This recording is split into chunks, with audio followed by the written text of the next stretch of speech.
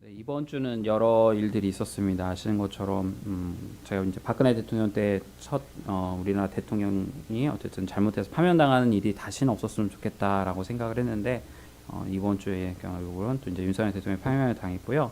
또 아시는 것처럼 뭐 트럼프 대통령이 갑자기 또 이제 관세 철퇴를 하셔서 사업하신 분들이 이제 골몰을 앓기도 했습니다. 그리고 이제 다행히 이번 주 이제 산불이 좀 진화가 되고 어제도 비가 와서 잡힌 것 같습니다. 여러 가지 안 좋은 상황에서 우리가 더 나라를 위해서 또 우리 서로를 위해서 더 열심히 기도하고 깨어 있었으면 좋겠습니다. 그래서 오늘은 한 주 동안 제가 강구한 것처럼 여러분들 뭐 주셔도 되고 안 주셔도 괜찮습니다. 또 괜히 그 부담돼서 새 가족들 안 오시는 건 아니냐 모르겠습니다. 갖고 와야 되는데 안 갖고 와요. 네, 피해로 많은 것은 이제 이런 분들이 이제 당장 옷을 입을 옷이 없다고 해서 YMCA 그쪽에서 이제 요청이 왔어서 샘필품하고 옷들을 좀 보내드릴 예정입니다. 그래서 함께 동참해 주셔서 우리가 주님의 사랑을 잘 전했으면 좋겠습니다. 우리 옆에 분과 인사하실까요? 사랑을 전하고 삽시다.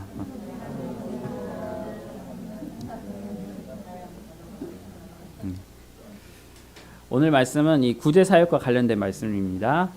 초대교회의 성령의 역사와 사도를 포함한 다른 제자들의 활발한 선교 활동으로 급속도로 이제 초대교회 예루살렘 교회가 성장할 수 있었습니다. 그럼에도 불구하고 초대교회는 여러 가지 어려움들을 겪었죠. 우리들이 이미 살핀 내용대로 핍박으로 인해서 순교자가 발생하게 되었고요. 그리고 교회 안에 분란도 있었고 죄의 문제로 인해서 공동체의 거룩한 그 거룩성에 대해서 고민하게도 되었습니다. 이런 여러 가지 상황 가운데 오늘 말씀에서는 이제 천재지변이라는 어려움을 겪게 되었다 설명을 하고 있습니다. 우리 사도행전 11장 28절 말씀 볼까요? 같이 읽겠습니다. 시작. 그 중에 아가보라 하는 한 사람이 일어나 성령으로 말하되 천하에 큰 흉년이 들리라 하더니 글라우디오 때에 그렇게 되니라. 아멘. 자, 보시면 이제 아가보라는 사람이 나오는데요. PPT에서 보시면 구약의 선지자, 지금은 신약 시대인데도 불구하고 구약의 선지자처럼 같은 예언을 하는 좀 유명한 사람으로 나옵니다. PPT 제가 사진 네, 보시면 좀 옛날 사진이어서 흐릿한데 저 가운데 있는 사람 남자입니다. 이 사람이 예언을 합니다. 이 사람이 누굴까라고 보면 그냥 추측컨대 예수님이 70명의 제자를 한번 보낸 적이 있어요. 12명의 제자 말고요. 70명의 제자를 전도하러 보낸 적이 있었는데 그 70명, 그러니까 12명의 사도 말고 다른 70명의 제자 중에 한 사람으로 추측을 하고 있습니다. 그래서 이 사람이 이제 예언을 하는데 두 번 예언을 한 것을 성경에서는 설명하고 있습니다. 첫 번째 예언이 오늘 이야기고요. 두 번째 예언은 이제 사도 바울이 로마로 가게 되어서 그들이 잡히게 되고 또 신문을 당하고 어려움을 겪게 될 것이다라는 내용을 예언하게 됩니다. 그리고 오늘은 이 아가보의 예언대로 전국에 전 세계에 그러니까 유럽이겠죠. 큰 기근이 일어난 것을 볼 수 있습니다. 그래서 중동 아시아와 그 유럽에 큰 기근이 와서 실제로 이 사건이 일어나게 됐다라고 설명하고 있습니다. 그래서 역사학자 요세푸스 또는 이번 주 이제 우리 배웠죠 수요일 때 그 요세푸스 또는 타키투스 스웨토니네우스라는 등의 유명한 역사학자들의 기록에 따르면 실제로 이 글라디오스 황제 때 7세 때 큰 여러 가지 어려움들이 흉작과 또는 식량 부족이 발생했다라고 하고 있습니다. 그래서 유대 지역은 이제 AD 그러니까 45년에서 48년경에 사이에 매우 큰 피해를 입었다고 합니다. 그래서 지금의 이제 이라크 사진 한번 보시면 지금의 이라크 여기 이제 아벨라라는 이제 지역이 있는데요. 이 지역에 그 여왕이 있었는데 헬레나 여왕이라는 이 헬레나 여왕이 이집트와 키프리스에 공물을 구입해서 예루살렘으로 이 구호 활동을 보냈다라는 역사적 기록도 있습니다. 특별히 이 헬레나 여왕은 이제 멀잖아요. 그런데 유대교로 개정을 했던 사람이기 때문에 유대인들에게 이렇게 호의적이었다라고 합니다. 어쨌든 간에 아가보의 예언대로 실제적으로 이스라엘 땅을 비롯하여 수많은 땅에 기근이 왔고요. 예루살렘 교회 역시 이 기근으로 해서 무척 힘든 상황을 겪게 되었습니다. 마치 우리가 이제 교회 한국 교회가 코로나로 인해서 힘들어졌던 것처럼 그 같은 어려움을 겪었다는 것이죠. 그런데 이때 이들을 도운 교회가 바로 안디옥 교회라는 것입니다. 안디옥 교회. 뭐 전주에도 이제 그런 이름을 따라서 이제 깡통 교회, 안디옥 교회를 이제 이름을 개척을 하셨었던 건데 우리들은 이 안디옥 교회에 대해서 오늘 주목을 하려고 합니다. 지난주부터 살펴봤는데요. 이 안디옥 교회에 대해서 자세하게 이제 좀 설명을 드리자면 이 내용을 살피기에 앞서서 우리가 잠깐 안디옥 교회를 이해하려면 지난주에 살핀 내용을 다시 한번 살펴야 되겠습니다. 지난주에 우리는 베드로가 이탈리아 부대의 특수 부대인 그 이탈리아 부대의 장교, 군인 장교였던 백부장 고넬료를 만나게 된 사건을 우리가 살폈어요. 그에게 복음을 전하고 세례를 베풀었습니다. 더불어 성령이 그 이방인, 유대인들이 아닌 이방인들도 임했음을 볼 수 있습니다. 근데 문제는 무엇이죠? 유대인들만 구원을 받고 성령을 선물로 받는 줄 알았던 그 관념 속에서 고정관념으로 그들이 갇혀 있었습니다. 그러나 하나님은 어떻게 해요? 고넬료를 딱 끄집어서 베드로를 고정관념을 깨뜨리시고, 참으로 하나님은 사람의 외모를 보지 아니하시고 하나님을 진실로 경외하고 의를 행하는 모든 사람들의 신앙과 믿음, 그것들을 받으신다는 사실을 알게 되었고, 그리고 이 사건이 어디에 전달이 됐겠어요? 당연히 그 소문이 예루살렘에 있는 사람들에게도 알려지게 되었습니다. 그러자 그들의 반응이 이렇게 나옵니다. 우리 한번 볼까요? 같이 읽겠습니다. 시작. 유대에 있는 사도들과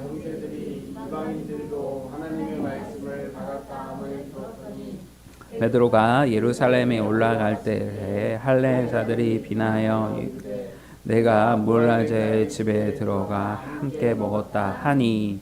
그러니까 예루살렘에 있는 성도들이 이방인 고넬료와 식사하고 그들에게 세례를 주고 그들에게 뭐 말씀을 전하고 했던 베드로를 어떻게 지금 비난하고 있는 거예요. 너 왜 이방인과 가서 교제하고 그들에게 복음 전하고 세례 줬어? 라고 하면서 쉽게 말하면 예루살렘의 담임 목사님이 베드로인데 베드로 담임 목사님이면서 비난한 겁니다. 여기서 이제 비난은 헬라어 원문을 보면 판결해서 비판하다는 뜻을 갖고 있어요. 그냥 막 헐란하는 게 아니라 판결해서 비판한다. 그러니까 그들이 하나님처럼 되어서 베드로가 죄를 지었어요. 너는 그러니까 잘못했어 라고 판결하고 비판한 것입니다. 그러자 베드로는 지난주 우리가 살폈던 내용, 자신이 경험한 모든 내용들을 쭉 성도들에게 설명을 합니다. 그러면서 17절에 이렇게 표현합니다. 우리 17절 말씀 같이 볼까요? 읽겠습니다. 시작. 그런즉 하나님이 우리가 주 예수 그리스도를 믿을 때에 주신 것과 같은 선물을 그들에게도 주셨으니 내가 누구에게 하나님을 능히 맡겠느냐 하더라. 그러니까 베드로가 지금 뭐라고 말합니까? 내가 누구에게 하나님을 능히 맡겠냐? 하나님께서 인간이 내가 막을 수 있겠냐? 어떻게 할 수 없다. 그 얘기를 하는 거죠. 하나님께서 하시는데 내가 뭐라고 어떻게 하겠냐? 좀 전에 비난했듯이 무엇이라고 했죠? 하나님처럼 죄를 판결하고 비판한다는 말이죠. 이 말은 다시 말하면 죄의 판결은 하나님만이 판결하실 일인데 인간이 판단하면 어떻게 하겠냐고 하면서 자신을 비난하는 사람들 향해서 역으로 이야기를 하는 겁니다. 반박하는 것입니다. 하나님은 고정관념에 사로잡혀 있던 베드로를 깨우셔서 이방인 고넬료에게 복음을 전하고 그에게 세례를 주고 성령의 임재함이 있도록 역사하심으로 고정관념을 깨뜨렸어요. 그것처럼 오늘은 예루살렘 교회 성도들 역시 고정관념에 갇혀 있어서 구원은 우리 유대인들만 받을 수 있고 성령은 우리 유대인들만 받을 수 있고 세례는 우리 유대인들만 받을 수 있다는 그 고정관념을 깨뜨리신 것이죠. 그리고 나서 오늘 본문의 말씀에 등장하는 어디가 나와요? 안디옥 교회가 등장하는 것입니다. 이 안디옥 교회는 최초의 이방인 교회예요. 이방인들로 구성된 교회예요. 유태인이 아닌 이방인들로 구성된 교회입니다.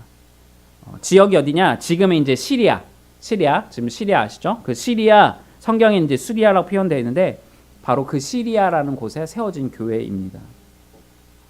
자, 그런데 한번 보세요. 제가 지난주에 한번 설명 잠깐 드렸는데 유태인들은 무척이나 지역적이고 주변 환경의 영향 때문인지 우리나라 못지않게 전쟁을 너무 많이 겪은 나라예요.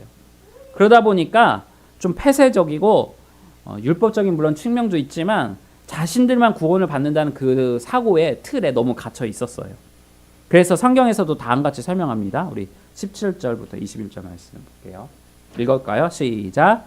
그때에 스데반의 일로 일어난 환란으로 말미암아 흩어진 자들이 베네게와 안디옥까지 이르러 유대인에게만 말씀을 전하는데 그 중에 그브로와 구레네 몇 사람이 안디옥에 이르러 헬라인에게도 말하여 주 예수를 전파하니 주의 손이 그들과 함께 하심에 수많은 주께로 돌아오더라. 자, 그러니까 유대인들이 예수님이 말씀하신 1장 8절 말씀 잘 아신 말씀이죠. 오직 성령이 너에게 임하시면 너희가 권능을 받고 어떻게요? 예루살렘과 온 유대와 사마리아 땅끝까지 이르러 내 증인이 되리라 하신 이 말씀, 땅끝까지 이르러 증인이 되리라는 그 말씀을 19절처럼 19절에 뭐라고 표현하고 있어요? 스데반의 그 집사가 순교를 당하고 그 핍박으로 인해서 이제 흩어졌잖아요.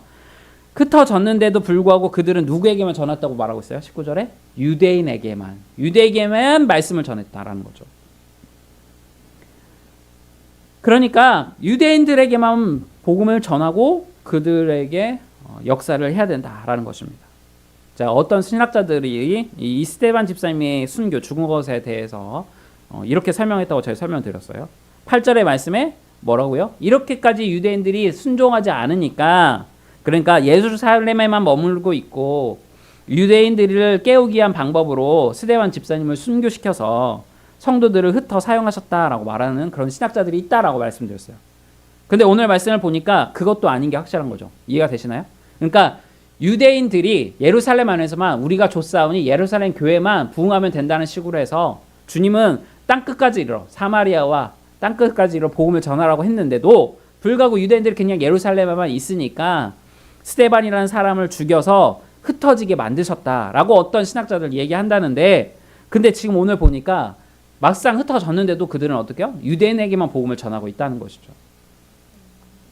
그러니까 하나님께서는 그것조차도 다 아시는 분이에요. 그러니까 스데반을 죽여서 그렇게 했다? 그건 말이 안 된다는 거죠. 예전에 세월호 사건 때 이상한 소리 하는 분들이 있었어요. 한국교회가 회개하지 않으니까 하나님께서 세월호 아이들을 사용하셔서 회개하게 하신다. 하나님은 그런 하나님이 아니세요. 하나님이 구약에서 이스라엘 백성들에게 명령하신 법들이 여러 개 있잖아요. 그 중에 하나가 무엇인 줄 아세요? 인신제사 막으신 거예요. 인신제사 하지 말라. 인간을 제물로 바치는 제사 하지 말라는 것입니다. 여러분 혹시 대수대명굿이라고 아시나요? 뭐 굿도 막 비싸서 뭐 한 번 뭐 하려면 몇 천만 원 드는데 뭐 잘 모르실 텐데 이거 하시면 좀 아실 것 같아요. 심청전 아시죠? 심청전. 심청전의 내용이 무엇입니까? 인간 제물 바치는 거잖아요. 인당수에 심청이를 바치는 것이잖아요. 자신들 살겠다고 애꿎은 아이들 제물로 바치는 거잖아요. 그거 하지 못하게 하신 게 누구냐? 하나님이세요. 이스라엘 주변 나라들이 대수대명굿을 막 해요. 막 자신들이 섬기는 신에게 막 자신의 아이들을 불 가운데 지나게 하고 막 제물로 바치고 수많은 심청이를 인당수에 막 던지니까 그거 못하게 하신 분이 하나님이세요. 그런 하나님이 이스라엘 백성들이 복음 들고 세상으로 흩어져야 하는데 흩어지지 않으니까 스데반 집사님을 희생시켰다고요? 말이 안 된다는 것이죠. 그건 아니라는 것이죠. 그리고 하나님은 누구보다도 우리를 잘 아시는 분이세요. 그렇게 한들 우리들이 어떻게 해요? 복음 전하지 않을 거를 누구보다도 아시는 분이시라는 거예요. 우리를 지으신 분이 인간의 게으름과 나약함을 모르시겠어요? 오늘 말씀이 나오잖아요. 그렇게 흩어졌는데도 불구하고 결국 유대인들에게만 전하잖아요. 그래서 말씀에 뭐라고 하죠? 그 중에 몇 사람만 이방인에게 복음을 전했다라고 이야기하고 있어요. 이방인에게. 우리가 사도행전 초기에 살폈던 폭발적인 전도가 아니라 막 그들은 막 목숨을 바치고 막 복음을 전했잖아요. 베드로는 막 감옥에 여러 번 갇혔는데도 복음을 막 전하려고 엄청 열정적이었잖아요. 그런데 오늘 말씀에서는 뭐예요? 소극적으로 소수에게만 복음을 전했어요. 자, 21절 말씀 한번 다시 읽어볼게요. 그랬더니 어떻게 됐냐? 21절. 자, 주의 손이 아니 그때부터 좀 전 당하지 마시고 네, 당하지 마시고 네, 당하지 마시고 21절. 네. 네, 21절 주의 손이 같이 읽겠습니다. 시작. 주의 손이 그들과 함께 하심에 수많은 사람들이 믿고 주께 돌아오더라. 아멘. 저는 이 본문을 보면요, 요나가 많이 생각나요. 요나 그림 한번 보실래요? 요나가 어떤 사람이에요? 하나님의 말씀 순종 안 하려고 무진장 떼쓰고 애썼던 사람이에요. 자신의 적대국 아수르가 망했으면 좋겠는데, 우리로 말하면 우리를 괴롭혔던 일본, 중국이 망했으면 좋겠는데 그곳에 복음을 전해서 그들이 회개하고 망하지 않도록 하나님의 명령이 있는데 그 명령 하기 싫어서, 그 명령 실행하기 싫어서 아수르 그 수도인 니느웨 가기 싫어서 반대로 가고 배 타고 도망가고 그랬던 사람이에요. 그리고 그렇게 버티다 못 버틴 거 어떻게 해요? 결국은 니느웨 성에 갔어요. 근데 그 니느웨 성이 얼마나 큰 성이냐? 3일길을 돌아다녀도 다 돌지 못할 성이었어요. 그런데 어떻게 해요? 하루만 대충 복음을 전한 거예요. 하루만. 그런데 그 소식을 듣고 성 안에 막 붐이 일어났어요. 어떤 요나라는 애가 와서 복음을 전했는데 우리가 회개 안 하면 죽는다더라. 하나님께 심판받는다더라 라고 하니까 동물이고 남녀노소고 빈부교천을 통해서 막 성이 왕을 비롯해서 다 금식을 선포하고 하나님 앞에 회개하고 돌아왔어요. 인간은 이렇게 순종하려고 하지 않지만 하나님의 역사는 크시다는 것이죠. 우리가 막 투덜투덜 순종을 해도 요나처럼 투덜투덜 하면서 막 억지로 순종해도 하나님의 전적인 능력으로 어떻게 해요? 역사하신다는 거예요. 사실 우리가 순종하지 않아도 하나님께서 북한을 미얀마를 변화시킬 수 있는 충분한 능력이 있으세요. 그럼에도 불구하고 하나님은 어떻게 해요? 우리의 복음에 대한 순종을 통해서 요구하시고 그것을 통해서 일하시길 원하세요. 왜요? 그 과정을 통해 우리에게 복을 주시고 우리가 참된 제자가 되기를 원하시니까. 그렇게 하기 위해서 우리를 통해서 역사하시길 원하신다는 거죠. 어쨌든 예루살렘 성도들도 생각 없이 안디옥의 소수의 이방인에게만 복음을 전했습니다. 그러나 주의 손이 어떻게 해요? 역사하셨어요. 그러니까 수많은 사람들이 주님께로 어떻게 해요? 돌아왔다라고 설명하고 있습니다. 그래서 여기서 보면 이제 손이라는 단어가 나오잖아요. 이게 이제 원어로 보면 능력이라는 뜻이에요. 능력. 다시 말해서 성령의 능력을 받은 제자들이 복음을 전했더니 하루에도 수천 명씩이 사람들을 회개하고 예수를 믿게 된 것처럼 소수의 이방인에게 복음을 전했는데 하나님께는 그 소수의 이방인 사람들을 통해서 능력이 나타나 예루살렘 교회처럼 어떻게 해요? 안디옥교도 기하급수적으로 부흥하게 만드셨다는 거예요. 자, 이제 정리하자면 베드로 사건도 그렇고 오늘 안디옥 교회 사건도 그렇고 그 탄생하는 과정을 결국 누가 다 하셨다는 거예요? 누가 다 하셨어요? 하나님이 다 하셨어요. 주님이 하셨다는 거예요. 이게 오늘 설교에 매우 중요한 내용입니다. 우리들은 신앙생활 할 때요, 우리들이 순종할 때 무엇을 반드시 해야 이루어질 것이라는 착각을 하고 있습니다. 내가 해야 교회가 돌아간다. 그 의미를 말하는 것입니다. 근데 사실 우리들이 열심히 일하지 않아도 교회는 어떻게 해요? 돌아가요. 행사를 하지 않고 외적인 환경이 갖춰주지 않아도 교회는 돌아가요. 왜요? 하나님이 역사하시니까요. 하나님이 역사하시니까. 근데 반면에 보세요. 반대로 주님의 능력이 누구에게 나타나서 안디옥 교회가 지금 폭발적으로 부흥했죠? 순종했던 그 소수의 무명의 그 사람들이 하나님께 순종했을 때 교회가 폭발적으로 부흥했어요. 좀 이해가 되시나요? 좀 반어적인 내용이 있는데 이해가 어려울 수 있어요. 아까 요나 이야기의 이제 방법입니다. 하나님은 우리가 없어도 하나님의 사역을 폭발적으로 역사를 하세요. 그럴 수 있는 분이에요. 그럼에도 불구하고 하나님은 순종하는 누구를 통해서? 한 사람을 통해서 일하신다는 거예요. 한 사람을 통해서. 우리는 요셉 이야기 배웠잖아요. 요셉이라는 한 사람이 하나님께 순종했더니 수많은 사람들을 살리고 거대한 나라 그 애굽에 복음을 전하는 선교사로 사용하셨잖아요. 바로 이것입니다. 이왕 하나님은 우리에게 미션을 주셨다면 바로 요나처럼 투덜거리거나 할 것이 아니라 요셉처럼 어때요? 순종하면 좋겠어요. 베드로도 처음에는 시큰둥했잖아요. 하지만 하나님의 그 뜻을 깨달은 후에는 어떡합니까? 교회 앞에 담대하게 나가서 하나님의 뜻을 전달하잖아요. 그리고 이와 같은 순종이 어떤 결과를 낳는지 오늘 말씀을 통해서 살펴보면서 마무리할게요. 자, 안디옥 교회가 커졌어요. 그러니까 문제가 생겨요. 우리들이 이제 수요일마다 이제 이야기를 하고 배우고 있는 것인데 당시에는 성경이 없었어요. 성경이.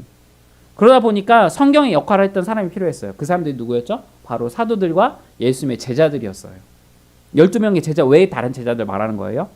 그 제자들이 성경 역할을 했어요. 예수님께 들은 말씀을 전달해야 하는 메신저 역할을 했어요. 그 중에 하나가 누구였냐? 바나바였어요. 그래서 예루살렘 교회에서 바나바에게 어떻게 하는지 볼까요? 우리 22절, 24절 보겠습니다. 읽겠습니다. 시작. 예루살렘 교회가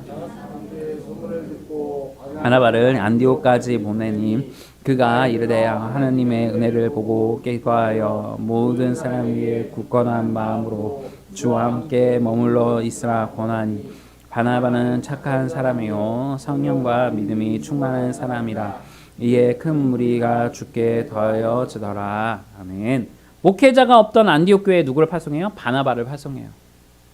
말씀을 가르치고 안디옥 교회가 성장하는 모습을 바나바도 무척이나 기뻐하고, 그리고 바나바는 여기서 그치지 않아요. 다음 말씀 볼까요? 25, 26절 읽겠습니다. 시작. 바나바가 사울을 찾으러 다소에 가서 만남에 안디옥에 데리고 와서 둘이 교회에 1년간 모여 있어 큰 무리를 가르쳤고, 제자들이 안디옥에서 비로소 그리스도인이라 일컬음을 받게 되었더라. 아멘. 지금 누구를 데려옵니까? 바로 사울을 데리고 옵니다. 교회를 핍박하고 예수 믿는 사람들 잡아다 죽였던 그 사울을 안디옥 교회로 데리고 와서 뭘로 세워요? 목회자로 세웁니다. 그리고 그 결과 큰 무리가 예수를 믿게 되고, 그들이 비로소 뭐라고 하는 호칭을 받아요? 그리스도인이라는 호칭이 나옵니다. 여기에서 그리스도인, 크리스찬이 나온 거예요. 크리스찬. 이 말이 무슨 말이냐? 그전에는 그냥 예수 믿는 사람들이란 표현으로 사용됐는데, 그것을 뛰어넘어 그리스도인, 다시 말해서 그리스도에 속한 사람, 작은 예수라는 칭함을 받았다는 거예요. 사람들로부터. 이제 모든 퍼즐이 맞춰졌습니다. 한번 볼게요. 우리 PPT. 자, 처음에 초대교회 때 성령이 베드로에게 임했고 12사도 그의 120명의 성도들에게 임하셔서 그들이 복음을 전하고 예루살렘 교회가 세워졌어요. 그 다음에 스데반이라는 그 집사, 스데반이라는 사람을 세웠는데, 이 사람이 누구에게 죽었습니까? 사울에 의해서 죽임을 당했어요. 그리고 사람들이 흩어졌어요. 그런 건데 함께 세워졌던 빌립, 7명의 사람이 세워졌는데 그 중에 한 명인 빌립이 누구에게 전합니까? 사마리아로 지역을 가서 복음을 전했어요. 예루살렘만 있던 사람들이 사마리아로 가서 그 다음에 복음을 전해서 사마리아도 교회가 부흥이 됐고 세워졌어요. 그런데 이 빌립이 또 성령의 이끌림에 되어서 누구에게? 이방인 에디오파네시에게 복음을 전했어요. 그리고 우리가 지난주에 살폈던 베드로에게 또 성령이 임해서 이방인인 고넬료에게 복음을 전했고, 그리고 오늘은 무명의 그리스도인들이 어떻게 해요? 안디옥 교회에 가서 복음을 전했고, 그런 다음에 이 안디옥 교회에 누가 세워집니까? 바로 바나바를 세워서 바나바가 또 사울을 목회자로 세우고, 아시는 것처럼 사울은 누구로 세웠습니까? 이방인의 사도로 세웠어요. 이 과정을 통해서 우리는 말씀 다시 한번 읽어볼까요? 오직 성령이, 시작. 오직 성령이 너에게 임하시면 너희가 권능을 받고 예루살렘과 온 유대와 사마리아와 땅끝까지 이르러 내 증인이 되리라 하시니라. 아멘. 하나님은 이렇게 순종하는 사람들을 통해서 하나님께서 직접 하신 말씀, 너희에게 성령이 임하면 너희가 권능을 받고 온 예루살렘과 온 유다와 사마리아 땅끝까지 내 증인이 될 거야. 그 말씀대로 이렇게 연결이 돼서 이루어졌습니다. 이제 말씀을 마치겠습니다. 우리 교회가 미얀마 갈 형편이 안 되었지만 하나님이 환경 가운데 가라고 명령하신 것을 확신하고 순종함으로 우리가 갔다 왔습니다. 그랬더니 하나님의 역사가 있었어요. 처음에 미얀마 어떤 선교사님과 연결해야 될까 막 고민을 많이 했어요. 근데 우리 이제 천민 집사님 통해서 김은태 선교사님 우연찮게 소개를 받았어요. 이분이 이제 자신의 사역에 막 설명을 하시는데, 자신이 어떤 선교 단체로서 이렇게 사역을 하는데 1년에 막 500명씩 세례를 준다고 막 얘기를 하시길래, 아, 너무 숫자를 부풀려 얘기하시는 건가? 저는 사실 거부감이 있었습니다. 한국 선교사님들 중에 후원을 받기 위해서 막 이런 것들 막 얘기하고 좀 이렇게 하시는 분들이 많거든요. 그런데 가서 보니까 이분이 이제 평생 SK 한익스 다니면서 그 모았던 그 내용들, 그 돈을 다 이 미얀마에 쏟아 부으셨더라고요. 모은들을 미얀마 신학생들과 현지 목회자들 먹여 살리는데 막 다 쏟아 넣었어요. 그리고 500명씩 1년에 부흥 이렇게 세례를 받는다는 말이 한 교회에서 자기가 그렇게 한다는 말이 아니었고, 우리로 하면 이제 노회처럼 신학교 출신, 신학교 한 10년 넘게 나왔어요. 그러다 보니까 수많은 이제 목사님들이 배출이 되었고, 그 목사님들로 하나의 노회를 만든 거예요. 연합회. 대략 한 55개 이상의 교회가 됩니다. 그러니까 한 교회에서 10명씩을 전도를 해서 그들에게 세례를 주면 1년에 500명 정도 세례를 받을 수 있는 그런 숫자가 되죠. 그러니까 55개의 교회가 되니까.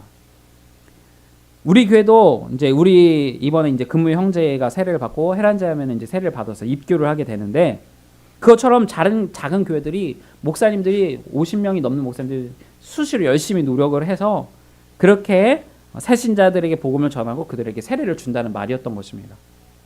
그러니까 가능한 수치가 되는 것이죠. 그렇게 미얀마의 힘든 상황에서도 노력들을 하신다는 말입니다. 그런 분들 보니까 제가 가지고 있는 거 막 다 주고 오고 싶더라고요. 그래서 막 우리 집사님도 그렇고 이제 온유도 뭐 자신의 것들을 이렇게 헌금 주시고 막 오시고 하셨는데, 그래서 우리 교회 이야기를 그분들에게 했어요. 작은 교회 목회자들이 우리 교회처럼 작은 교회가 한국에도 많고 자신들처럼 정말 노력하고 힘든 가운데서도 어렵은 재정과 쉽지 않은 상황 가운데서도 노력한다는 그 말을 그분들의 이야기를 했더니 너무 그분들이 위로를 받고 힘이 되었던 것 같아요. 작은 교회 목회자들이 우리 교회처럼 작은 교회가 한국에도 많고 말씀대로 노력하는 교회가 많다는 그 사실에 많은 은혜를 받았어요.